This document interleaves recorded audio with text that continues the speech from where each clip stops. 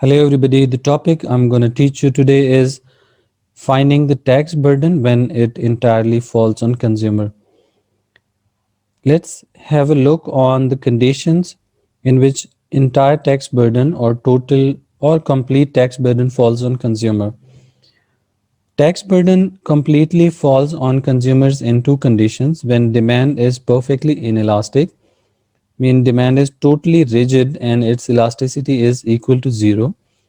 Or supply is perfectly elastic, means price elasticity of supply is infinity. We can make a graph to explain this scenario. And for example, if we have perfectly inelastic demand, then demand curve must be vertical straight line like this. So this is demand curve, means quantity is fixed. And we can draw a normal supply curve. This is supply curve. So initially equilibrium takes place at point E, where initial equilibrium price is P and quantity is definitely Q. Now, if government imposes indirect tax, then supply curve as a basic principle of demand and supply will shift to the left.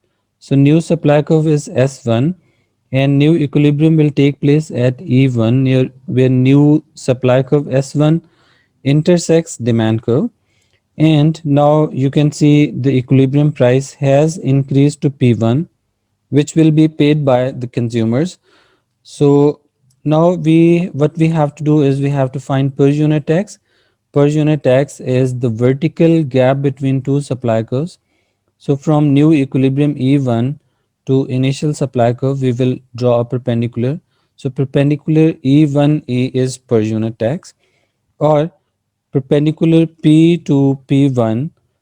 P to P1 is again per unit tax, because the perpendicular E1E and P1P both are equal. So we can find out per unit tax. Per unit tax is E1E or P1P. Total amount of tax is calculated by multiplying height and base. So in this case, height is E1E and base is P to E, or the base is O to Q. And this quantity is basically base.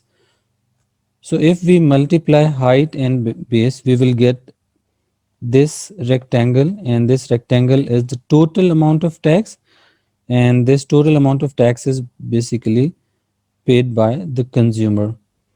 So total tax is P1, E1 and E, and this total tax falls on consumer, and that is P1, E1 and E. So entire tax burden falls on consumer and there is no burden on producer. Producer will pay zero tax. So this was the economic model which we can use to find out total amount of tax and tax paid by the consumer or producer. But logically, if we don't have any kind of information about economics, we don't have economic knowledge, then how this concept can be elaborated? This is really simple to understand, that when demand is perfectly inelastic, it means consumer has no choice rather to purchase the product. So he cannot decrease his quantity because quantity demand is perfectly inelastic. So whatever price is charged by the seller, consumer will pay because he has to purchase this much quantity, that is Q. So whatever tax is imposed by the government, producers can easily shift it to the consumers because consumers have to purchase this much quantity